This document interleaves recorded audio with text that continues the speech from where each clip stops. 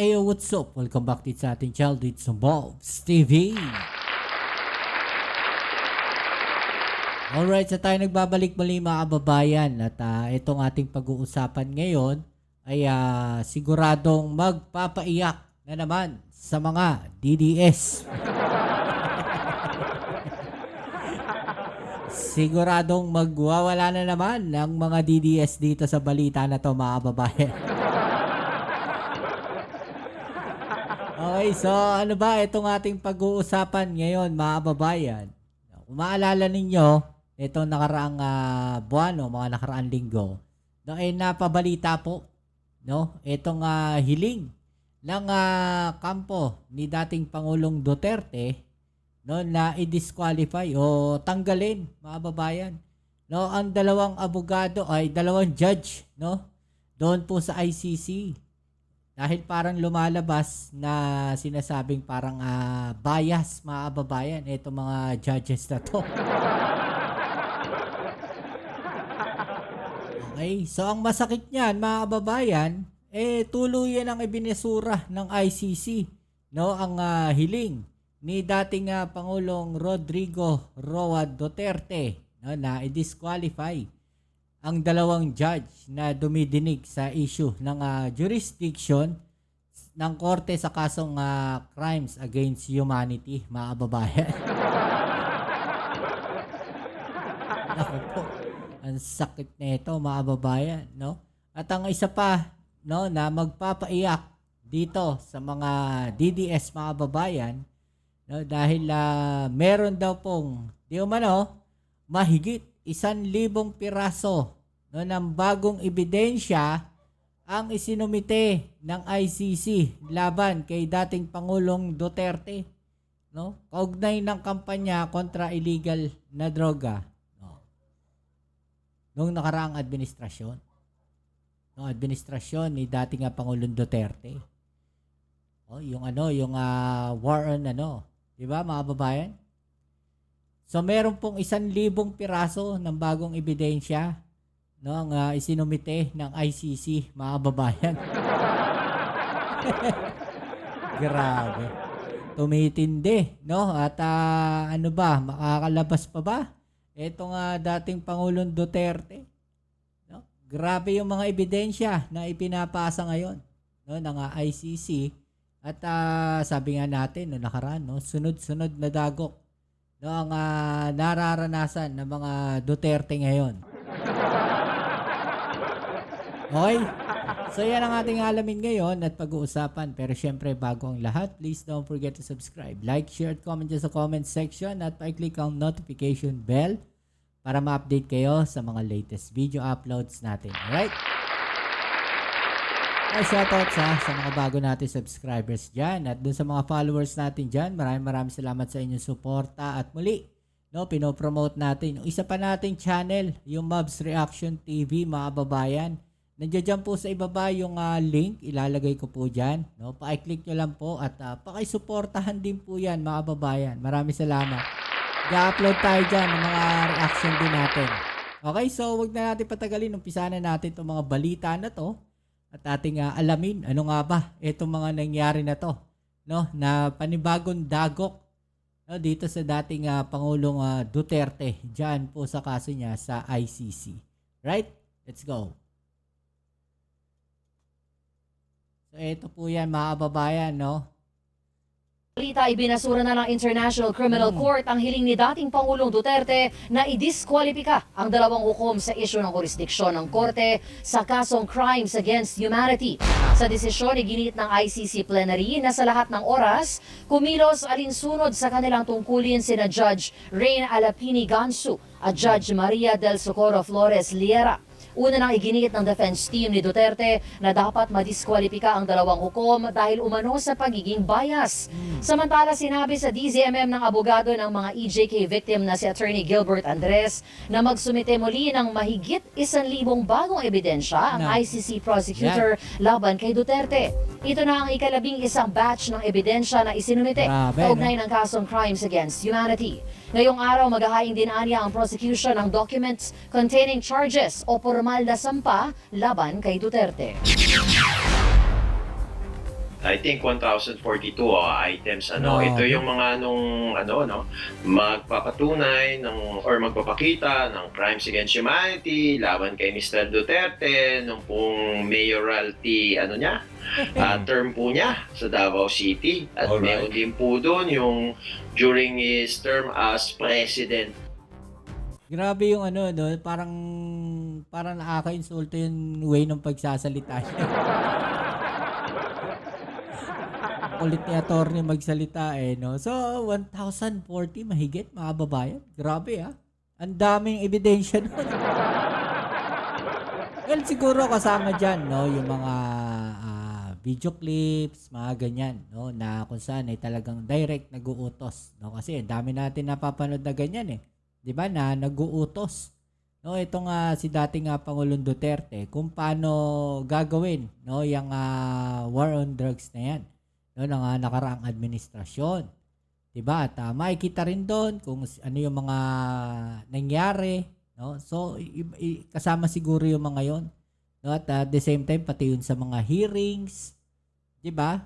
Sa Senate hearing, sa Congress hearing, mga babayan. Baka kasama yun doon. No, so ito, panoorin din natin itong isang balita pa na to, na kung saan dito nga sinasabi, no, na mahigit 1,000 na bagong ebidensya ang ipinasa, no, laban sa dating Pangulong Duterte, no, diyan po sa kaso niya sa ICC. Okay, so kung kayo tatanungin, mga kababayan, kung kayo tatanungin, no, pabor ba kayo, no, na tuluyan ng makulong itong dating Pangulong Duterte at litisin, no, diyan sa ICC? Dahil baka meron ditong nanonood, mga babayan, no, na ayaw nilang litisin doon at gusto nilang dito litisin ang dating Pangulong Duterte, no, at dito makulong. Diba? So, baka may mga ganyan tayong mga subscribers dito. So, komento lang po kayo dyan sa ibaba. Okay? So, ito. Panoorin natin itong balita tungkol po dyan sa 1,000 mahigit na ebidensya na ipinasa, no, sa ICC, mga babayan, laban po dito kay dating Pangulong Duterte. Right? Let's go. Diyan sa sa ating sa the Netherlands, ang executive director ng Center for International Law o Center Law at siya ang abogado ng mga EJK victims. Walang iba kundi si Attorney Gilbert Andres via Zoom. Attorney, good morning. Magandang umaga po. Yes po, si Danny Buenafuerte sa programang Kabayan. At ngayon madaling araw dyan thank you for waking up para at least to join us in this interview. Opo, walang problema po, Danny. Basta para sa mga kabayan natin. Alright. Bigyan mo lang ako ng update kasi alam ko, di ba, nagsumiti uli kayo. Itong latest batch na ba ito? Ito na ba yung panghuli na mahigit 1,000 na pieces of evidence sa defense team ng dating Pangulong Rodrigo Duterte? Bigyan nyo nga ako ng konting update doon at ano ang nilalaman itong latest na mga ebidensya na binigay nyo sa defense team?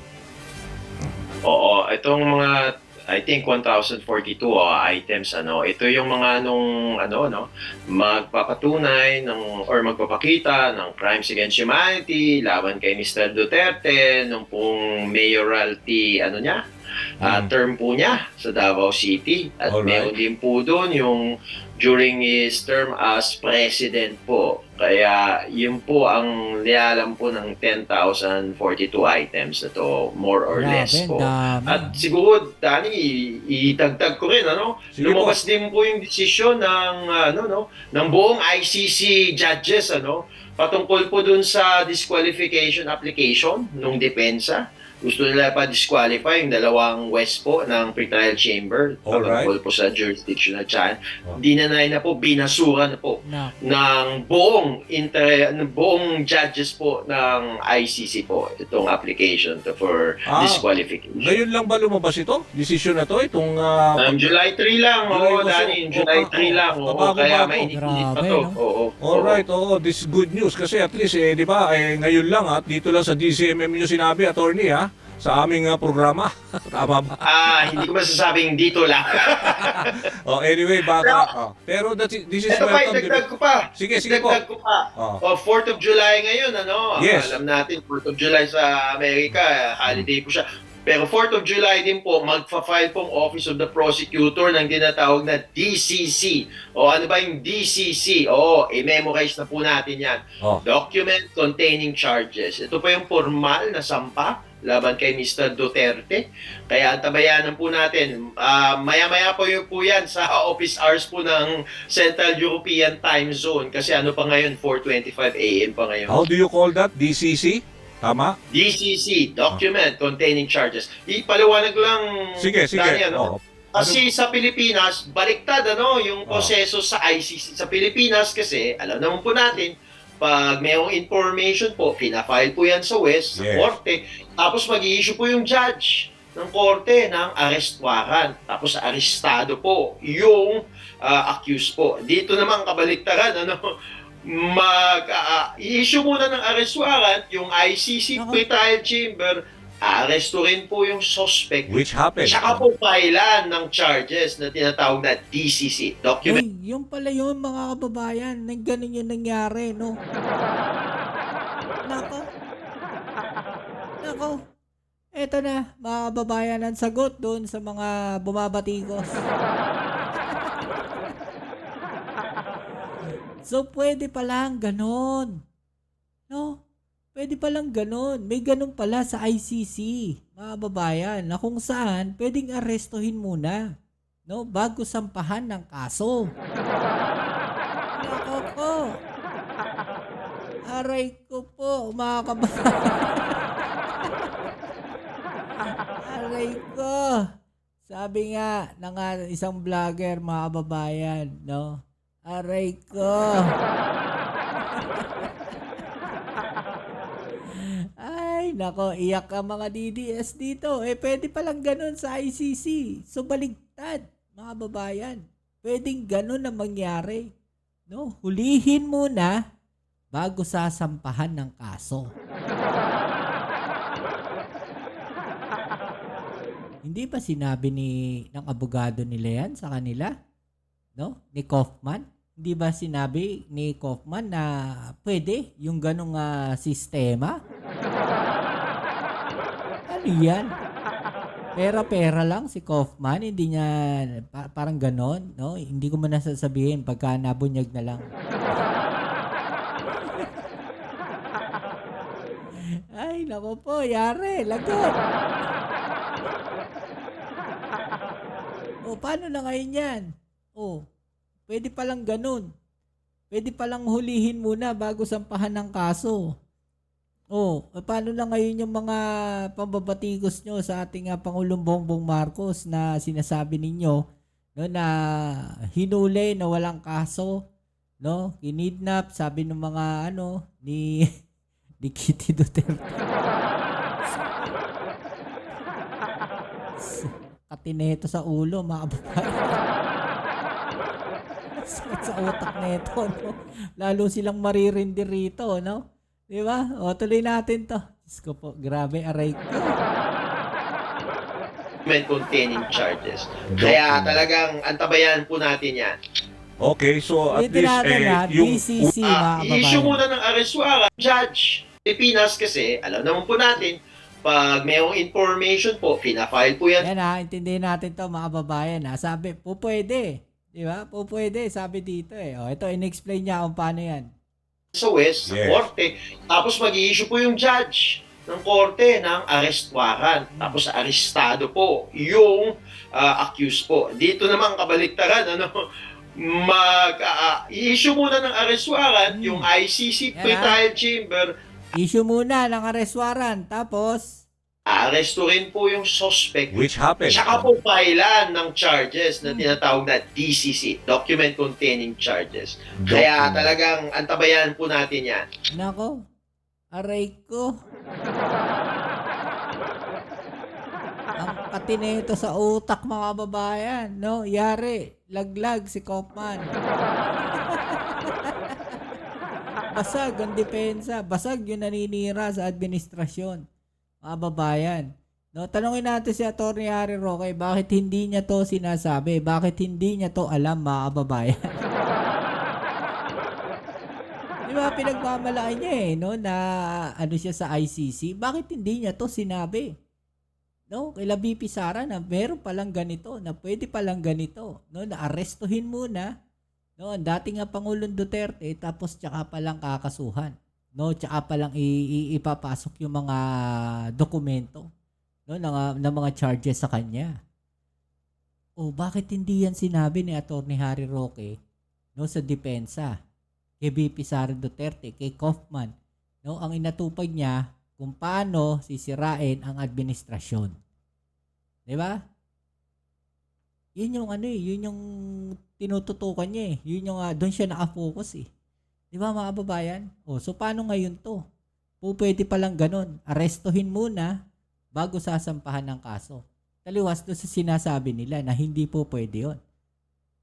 Yari na. Katineto, aray ko. Okay, so at least yung we are on track ba in terms of, let's say, timeline? Kasi di ba September 23 yung mismo confirmation of charges. So lahat itong mga timeline, yung deadline na sinasabi, di ba, July 4, nandiyan na ho, naisubmit na ho ng, as far as the prosecution is concerned. Tama? Ano siya, Dani, ipa-file siya online, kasi mayroong ICC online system, In fact, pwede pong i-monitor ng ating mga kabayan yan, Punta lang po tayo sa website ng ICC Philippines. Ayan, makikita na natin yung link dyan, Pero for now, attorney, kamusta naman ho yung, let's say, yung interim release na kanilang hinihirit ng defense team? Wala pa hong desisyon doon, di ba, ang ICC? Oo, wala pa, Dani, At saka siguro more or less baka last week of August yan, or first week of May, Ano lang to, estimate lang to, Pero alam mo, Last week of Dani, September kung tingnan mo siguro. talaga yung jurisprudence ng ICC, wala pa silang nag-grant na application for interim release. Kung ang krimen po na charge ay Crimes napaloob against sa Article 5, Ano ba yung Article 5 ng ICC Rome Statute? Crimes against humanity, war crimes, genocide, at ngayon, crime of aggression, Wala pa. Pero kung yung krimen po laban sa suspect na Meron. Alam ko may ganun di ba? Pero yung mga minor crimes lang to, di ba? Hindi naman minor crimes lang po, Article 70, offenses against the administration of justice. Doon pa lang, wala pa sa Article 5. Alright, pero parang as far as you're concerned, mukhang malabo na ipagkaloob ito kasi masyadong mabigat yung krimen at tingin nyo ho, he will exert, kasi kung ang rason matanda na at may medical condition, that will not justify ang ICC to act on that parang favorably for them.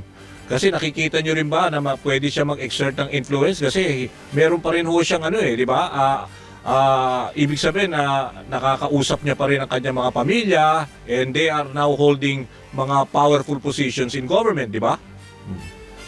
Oo, Dani, oo. Siguro dalawang punto lang, Una, hindi naman talaga grounds, yung health reasons. Para po i-grant ang isang interim release. Wala po siya sa Rome Statute. Ikalawa, meron naman po mga health facilities available o around the ICC. Meron namang mga malalapit pong magagandang mga ospital po sa the Netherlands. Dagdagan ko pa, ika-3 puntos, Mukhang napaka-influential talaga, Influential talaga ang mga Duterte, Kahit nga dun sa impeachment case laban po sa Vice President, mukhang maantala pa, Kaya ito po ay isang ebidensya na influensya po yung mga Duterte, kaya sana po ibasura tong application for interim release. Alright. Kasi siyempre pinupunto nyo yung nangyayari din ditong impeachment trial na somehow undue delay ang sabi ng maraming sektor at saka lalo na ho yung mga legal luminaries na nagsasalita. I'm sure kayo rin ho, di ba? Talagang nababahala dahil somehow pati itong mga senator judges they're acting parang weirdly, di ba? In terms of imbis na mag-act na di ba, forthwith, di ba, doon sa impeachment trial ho, di ba? Oo nga, Dani. In fact, naging na rin ako, volunteer private prosecutor nung sa impeachment charges against kay CJ Corona noong 2011 to 2012, At this is the first time na talagang mayroong pang ambivalence, yung Senado dapat forthwith yan, dapat automatic na yan. At siguro yung punto ko lang dito, kung yung ating mga senador mukhang na unduly influenced, paano pa kaya sa mga ordinaryong mga kababayan po Tama, natin tama. na naantala at namatayan po sa war on drugs. Sila po ay members po ng mga low-income communities po, ng mga high-density communities. Very vulnerable po sila. Paano pa kaya sila, no? Lalo na ang kanilang security, ano? Kaya dapat ibasuhan na itong application for interim release. Bali, bago kayo bitawan, attorney, kasi kapos na tayo sa oras, bali, abogado kayo ng mga EJK victims. How many victims o yung mga nire-represent nyo dito? At marami, may posibilidad na sila ay makarating din ho ng ICC to testify?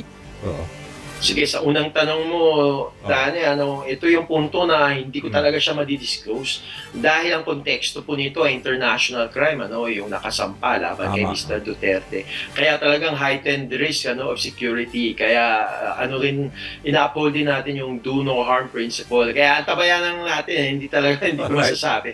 Sige. Oo, ikalawang punto lang po, talagang ganun lang talaga yung Makakarating proseso. ba sila? Makakarating? Meron bang, let's say, Oo. a list na pupunta rin dyan at magte-testify? Yung sa, yung Sige. systematic, Ganito, Dani, hindi kailangan pumunta yung mga biktima dito sa ICC, kasi alam naman ng ICC yung talagang logistical Oo. challenge. Bagkus, pwede po nating maantabayan at matingnan po yung confirmation of charges through online po. Kasi available naman po siya. alright. May video link po sa September 23. Ayun, oo, sige. Alright, sa mga babayan, no? Oh, makakauwi pa ba itong si Tatay Digong, mga babayan, pagka ganitong klase, no, na mahigit 1,000 piraso, no, ng mga bagong ebidensya ang ikinasa o no, isinampa, no, ipinasa sa ICC. Yung interim release mukhang malabo pa, mga babayan. Di ba? Tapos yung dalawang judges ng ICC, no, na pinatatanggal nila, hindi rin pinayagan. Aray ko, sakit na ito sa ulo. Ayan, ano masasabi nyo dyan, mga babayan? No? I-comment nyo lang po sa ibaba yung mga opinion at atin yung pag-usapan. Alright? At syempre, muli, maraming salamat sa lahat ng mga patuloy na nakasuporta dito sa ating channel. At kung kayo ay nakasuporta po dito sa ating channel, kayo iniimbitahan ko rin pong suportahan yung isa pa nating reaction video channel, mga babayan, yung Mobs Reaction TV. Nandiyan po sa ibaba yung link at atin pong tignan ang iba pang mga muka ng balita, mga babayan. Alright? So, kita-kits tayo sa ating next video upload. Ito ang inyong Kuya Mobs. It's a Mobs TV. Peace.